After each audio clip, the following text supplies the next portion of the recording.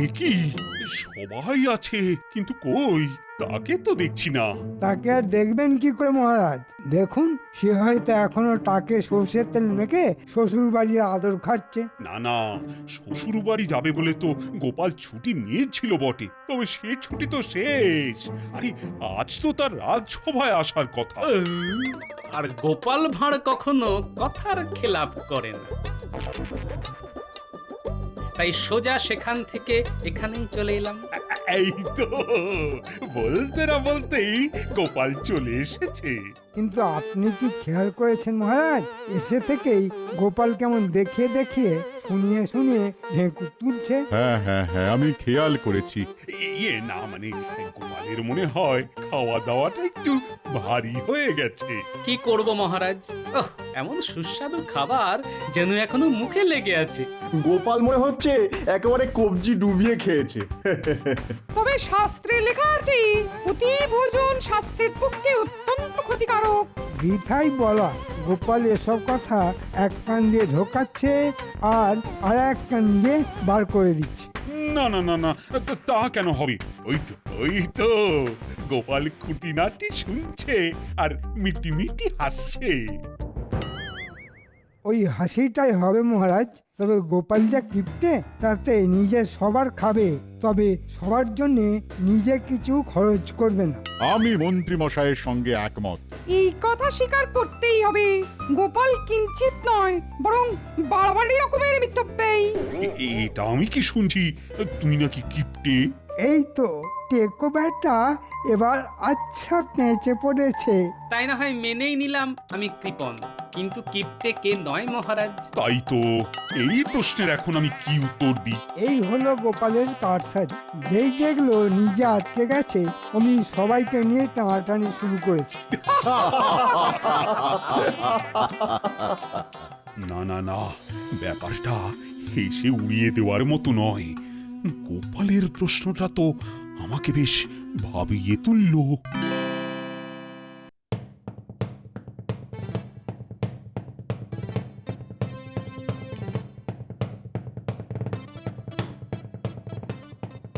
আচ্ছা মহারাজ, কি হয়েছে আমি তো কিছুই বুঝতে পারছি না। চিন্তাটা কি সেটা তো বলবেন। চিন্তা হলো আমার সভাসদদের মধ্যে কে সব থেকে বেশি কৃপণ সেটা আমায় জানতে হবে। ওহো, এই কথা! আমি ভাবলাম কি না কি। না না মহারানী, ব্যাপারটা ওরকম উড়িয়ে দেবার মতো নয়। এই একটা চিন্তাই সকাল থেকে আমাকে বিচলিত করে রেখেছে। তাহলে এখন কি করবেন আপনি মহারাজ? সেটাই তো ভাবছি। একদিকে মন্ত্রী তো অন্যদিকে আবার গোপাল। সভাকবি, সেনাপতি, অমাত্য, পণ্ডিত এদেরই বা বাদ দেবেন কেন মহারাজ? এই দেখো, তুমি তো দেখছি সব কেমন আমার গুলিয়ে দিলে। তবে আমার মাথায় একটা বুদ্ধি এসেছে। তবে আর চুপ করে বসে না থেকে বলো বলো, বলে ফেলো। আরে বুদ্ধিটা কি? আপনি বরং সভার সবাইকে কিছু না কিছু দিতে বলুন আপনাকে। যে যেমন দেবে তাই দেখেই আপনি বুঝে যাবেন কে কৃপণ আর কে দানি। তোমারও যেমন বুদ্ধি রানী। আরে আমি চাইলে সবাই তো আমাকে খুশি করার জন্য বেশি বেশি দেবে, তবে আর আসল কথাটা জানবো কি করে? তবে তো আপনাকে কোনো সাধু সন্ত বা যোগী পুরুষকে ধরে আনতে হবে মহারাজ, যিনি হাত গুনেই আপনার প্রশ্নের উত্তর দিয়ে দেবেন। আরে আরে আরে, এইটা এবার একটা বুদ্ধি যেন টুক করে উঁকি মারছে আমার মাথার ভেতরে। মনে হচ্ছে এতেই কাজের কাজটা হবে। হ্যাঁ, এ আবার আপনার কেমন হেয়ালি? না না না না, কোনো হেঁয়ালি নয়। তুমি শুধু আমি যা বলছি সেটাই প্রচার করে যাও।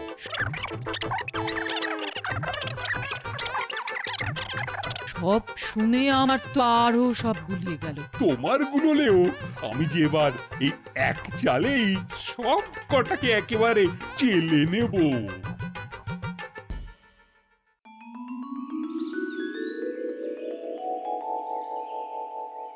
কি হলো, সবাই ওরকম উসকুস উসকুস করছো কেন? উসখুস তো করবেই মন্ত্রী মশাই। রাজসভায় মহারাজ নেই, মানে এ যেন অনেকটা ওই ধর আছে কিন্তু মুন্ডু নেই, তেমন ব্যাপার, তাই না? গোপাল ঠিকই বলেছে, রাজা না থাকলে রাজসভার হবে কি করে? কিন্তু ব্যাপারটা কি হলো সেটাই তো বুঝতে পারছি না।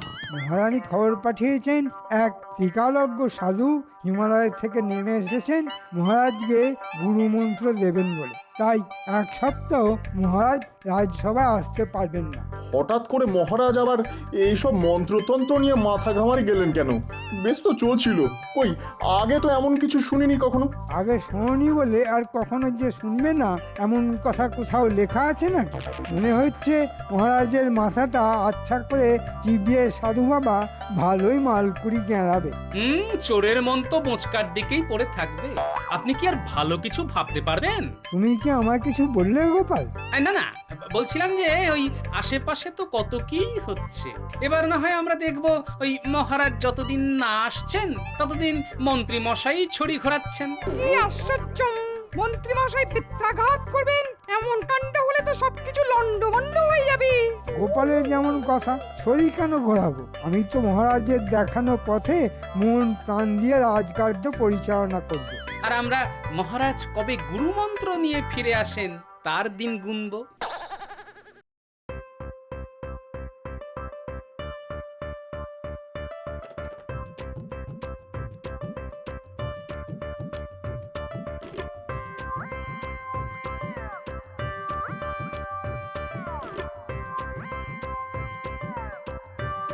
এই নাও গিন্নি,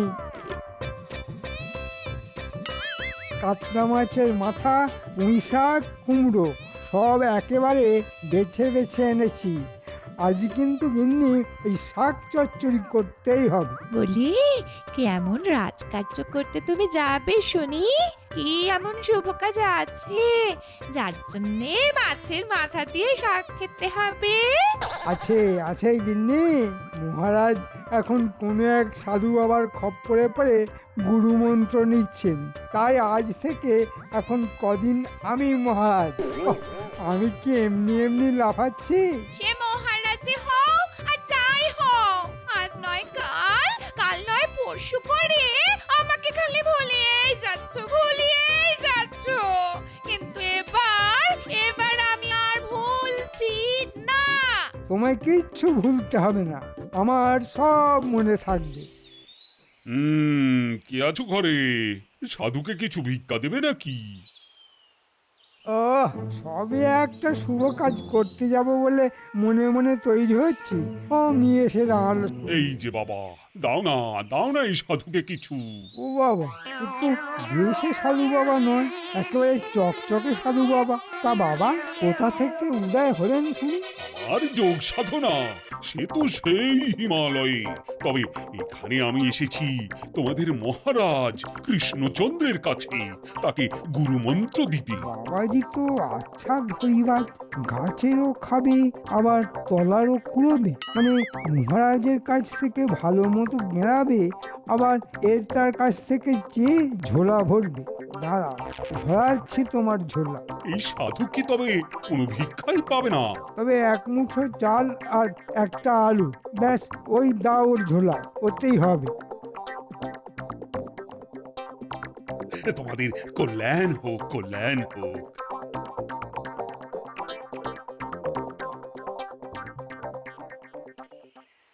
কই গো গিন্নি, দাও ঘ্যাঁট চচ্চড়ি ডালনা যা হোক কিছু একটা দিয়ে চারটি ভাত দাও দেখি, আমার যে বড় দেরি হয়ে যাচ্ছে।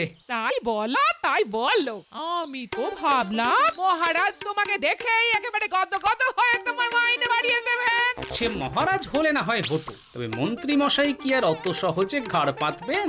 তোমার যত হম্বি তম্বি সব এখন নেই। হ্যাঁ, যাও দেখি মন্ত্রী মশাইকে বাগে এনে কেমন গুছিয়ে ফেলতে পারো। হ্যাঁ, তার কেমন করে হবে গিন্নি? মন্ত্রী মশাইয়ের সঙ্গে যে আমার একেবারে আদায় কাঁচকলায়। তার ঝগড়া করেছো? হ্যাঁ? ওহ, কি অলক্ষণে কথা রে বাবা! না না দিদা, কোনো অলক্ষণের কথা নয়, বরং লক্ষণ খুব ভালো। আমরা এক্ষুনি নিজের চোখে দেখে এলাম। এই কি দেখে এলি রে তোরা? হ্যাঁ? দেখলাম এক সাধু বাবা রাস্তায় রাস্তায় ঘুরে বেড়াচ্ছেন আর সবার মঙ্গল কামনা করছেন আর ভিক্ষা গ্রহণ করছেন। আমরা দেখলাম উনি সেনাপতির বাড়ির দিকে যাচ্ছিলেন। এতক্ষণে বোধহয় সেনাপতির কাছ থেকে যে চিন্তা কিছু জোগাড় করে ফেলেছেন। তোদের কথাবার্তা শুনে তো মনে হচ্ছে ইনি মহারাজের সেই সাধু বাবা যিনি মহারাজকে গুরুমন্ত্র দিতে এসেছেন। ও, তোরা বুঝি বাড়ি বাড়ি গিয়ে কে কোথায় যাচ্ছে, কে কোথা থেকে আসছে সেইটা নজরে নজরে রাখছিস? হ্যাঁ, বলি পড়াশোনা কি শিখে তুলেছিস? না না, সে বললে হয়? পড়াশোনা করেছে, ঘোড়া গাড়ি চড়েছে, তাই আর কিছু করি না করি পড়াশোনা তো করতেই হবে। আমরা তো টাটকা টাটকা দেখলাম আর টলে যাওয়ার পথে দাদুকে সেটা বলে গেলাম। এই চল চল, আমাদের দেরি হয়ে গেলে পণ্ডিত মশাই কিন্তু নড়ার বদলে এক পা তুলে দাঁড় করিয়ে দেবেন। মন্ত্রী তো কোনো রকমে কেঁদে কুকিয়ে এক মুঠো দিল। সেনাপতি বলল, ঘোড়া কেনা বেচা করে তেমন কোনো লাভের মুখ দেখেনি, তাই একটা আধুলি দিয়ে বিদেয় করলো। অমাত্য একটা আধুলি দিল বটে, তবে তাও আবার অচল। আবার বলল এই দিয়ে নাকি নুন তেল ডাল সব কিনে নেওয়া যাবে। যাই এবার পণ্ডিতের কাছে গিয়ে দেখি সে আবার কি গল্প শোনায়। চারে কে চার, চার দুগুণে আট, 3 4 12। পণ্ডিত মশাই আমাকে চিমটি খাচ্ছে। মিথ্যে কথা, ওই আমার চুল ধরে টানছে। ও পণ্ডিত মশাই, এই দেখুন না, আপনার টিকিতে একটা টিকটিকি টুকি করছে। এই কে? ও কোথায়? ও, ছোড়াগুলো দেখছি চালিয়ে মারলো। দাঁড়া, কান ধরে দাঁড়া। পড়াশোনা উঠিয়ে দিয়ে তোলে তো দেখছি কান ধরে উঠবোস চলছে। এই সাধু বাবা আবার বলানি কমানি এখানে কখন এসে হাজির হলেন? এখানে কি চাই? আমি এসেছিলাম কিছু দান সংগ্রহ করতে, তাই যদি। ও তাই বলুন, সেই জন্যই এখানে ঘুরঘুর করছেন বুঝি? তা সাধু বাবার কোথা থেকে আসা হচ্ছে শুনি? আমি আপাতত মহারাজ কৃষ্ণচন্দ্রের কাছ থেকেই আসছি। ওনাকেই মন্ত্র দিতে এসেছি আমি। ওরে বাবা, তবে আর আমি কি দেব আপনাকে? আমিই তো বরং খবর নেব কেমন করে কি জোগাড় হলো ওখান থেকে। বেশি হলে এই দরিদ্র ব্রাহ্মণকেও না কিছু দিয়ে যাবেন। এই মরেছে, এ তো দেওয়ার বদলে নেওয়ার কথা বলছে। তবে কি কিছুই পাবো না আমি? এসেছেন যখন তখন খালি হাতে কি আর ফেরানো যায়? এই নিন দুটো বাতাসা, পথে ঘুরে ঘুরে ক্লান্ত হয়ে গেলে চিবিয়ে জল খেয়ে নেবেন।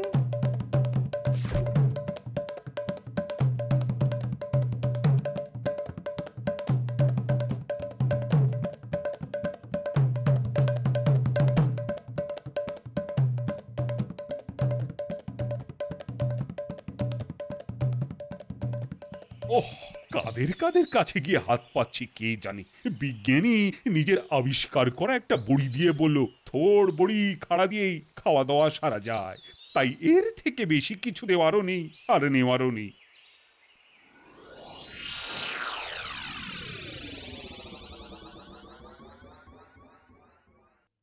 এ কি, এই যে দেখি সাধু বাবা, এনার কাছেই মন্ত্র নেবেন নাকি আমাদের মহারাজ? একদম ঠিক, একদম ঠিক। আমি মহারাজের কাছেই এসেছি, তবে এখন আমি পথে পথে দান গ্রহণ করতে বেরিয়েছি। মহারাজের কাছেই যখন আতিথেয়তা গ্রহণ করেছেন, তবে আর দানের কি প্রয়োজন? ঠিকই তো বলেছ রাজবৈদ্য, মহারাজ দেবেন কাঁড়ি কাঁড়ি, তাতেই হবে ঝোলা ভারী। না না না না, আমি সাধু সন্ন্যাসী মানুষ, এই ভিক্ষাবৃত্তি করেই তো চলে আমার, তাই স্বভাববশতই বেরিয়ে পড়েছি। সে না হয় ভালোই করেছেন, তবে ঘোরাঘুরি করে এমন কিছু জোগাড় হলো কি? হয়েছে কিছু কিছু, তবে আরো কিছুর জন্য আমি তোমাদের কাছেই হাত পাচ্ছি। এ কি জ্বালা, থালা ভর্তি আনাজ দেখে বলেন দেনা দেনা। না না না, আপনাকে যদি দিয়েই দিই তবে আমার চলবে কি করে ভাই? তাই আপনিও যান, আমিও যাই। তা কিছুই কি পাবো না? এতই যখন চাইছেন এই নিন। তখন এই নিন একটা ছোট্ট দেখে আলু। বাবা, আমিও তেমনি চালু। আমি আর কি দিই, আমি বরং এই এক পুরিয়া ভেষজ চূর্ণ দিয়ে দিচ্ছি। এটা খেলে খাওয়ার পরে হজম হবে অতি সহজে। চেয়ে চিনতে তবে এই জুটলো এতক্ষণে। দেখি দেখি আর একটু এগিয়ে দেখি।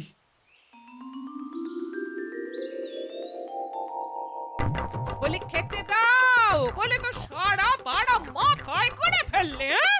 আর খাওয়া যেই হয়ে গেল তখন বসে বসে গায়ে হাওয়া লাগাচ্ছ, হ্যাঁ? হাওয়া লাগাচ্ছি না গিন্নি, বরং হাঁ করে বসে ভাবছি কি দিয়ে কি খেলাম।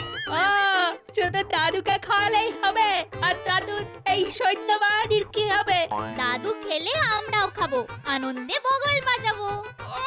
এই রাজানা একেবারে তককে তককে ছিল, হ্যাঁ? তাল বুঝে একেবারে খাল কেটে ঢুকে পড়েছে। খাল কেটে তো কুমির ঢোকে, আমরা কি তাই নাকি? নাও গিন্নি, এবার সামলাও। একটা বেফাস কিছু বলেছে তো রক্ষে নেই, একেবারে ক্যাঁক করে ধরবে। দাও দাও, কি উত্তর দেবে দাও। আমিও তো তাই বলছি বাবা, দাও দাও, কি দেবে দাও। তিনি তো সেই সাধু বাবা, যিনি পথে পথে ঘুরে বেড়াচ্ছেন। বাবা যখন নিচে থেকেই আমাদের বাড়ি এসেছেন, হ্যাঁ? তখন আসুন, একটু না হয় জিরিয়ে নিন, আমি বরং একটু জল বাতাসের ব্যবস্থা করি। হ্যাঁ, তবে এমন সময় যখন গরিবের বাড়িতে এসেছেন, তখন দুপুরে দুমুঠো না খাইয়ে কিন্তু ছাড়ছি না। না না না না, তার আর কি দরকার? আমি তো মহারাজের কাছেই এসেছি, সেখানেই ফিরে গিয়ে না হয় একটু চালে ডালে ফুটিয়ে নেব। তা বললে তো হবে না। সাধু বাবাকে সেবা করার সুযোগ মহারাজ একা কেন পাবেন? আমাদের যেমন সাধ্য আছে তেমন করেই না হয় করব। দেখেছিস দাদু আর দিদা কেমন অতিথি সেবা করার জন্য ছটফট করছে? তাই তো দেখছি। আপনি এখন এখানেই বিশ্রাম করুন কেমন? আর চাল ডাল আনাজপাতি যেমন যা আছে সেসব না হয় পোটলা বেঁধে ব্যবস্থা করে রাখছি, যাওয়ার সময় নিয়ে যাবেন। না না না না, তার আর কি দরকার? আর আমি যদি সব বেঁধে ছেড়ে নিয়ে যাই, তবে তোমাদের কি থাকবে বাবা? কেন, আপনার আশীর্বাদ ওটা যদি মাথার উপরে থাকে তবে আমাদের আবার ঠিক জুটে যাবে। আরে এই বলি, তোরা দাঁড়িয়ে দাঁড়িয়ে কি দেখছিস? হ্যাঁ, এই নে নে নে, এই সাধু বাবাকে বসার ব্যবস্থা করে দে।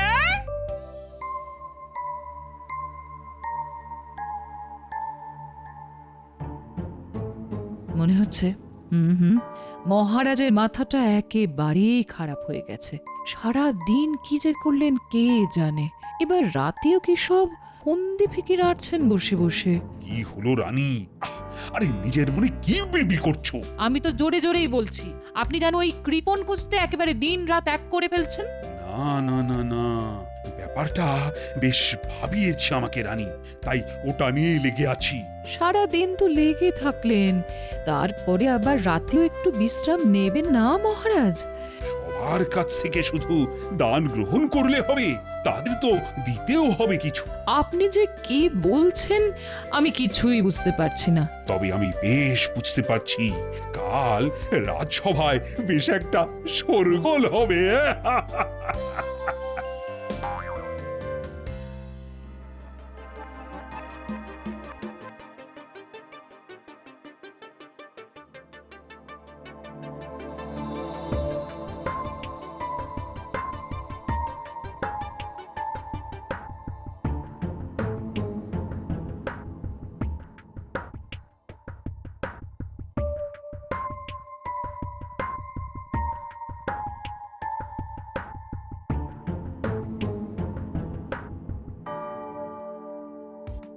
কি সভা আলো করে বসার বদলে সবাই যেন মুখ কালো করে বসে আছে।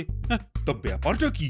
ব্যাপার আর কি হবে, সবাই নিজের নিজের জ্বালা নিয়ে জ্বলছে। এই যেমন মহারাজ কেমন সাধু বাবার কাছে মন্ত্র নেওয়া ছেড়ে হাজির হয়ে গেলেন আবার। না তাতে আর কি হয়েছে? তবে সাধু বাবা কি মাঝপথে আপনাকে ফেলে রেখেই হাওয়া হয়ে গেলেন নাকি মহারাজ? সে কথা না হয় বলছি, তবে তার আগে কেমন কি জ্বালা সেটা তো শুনি।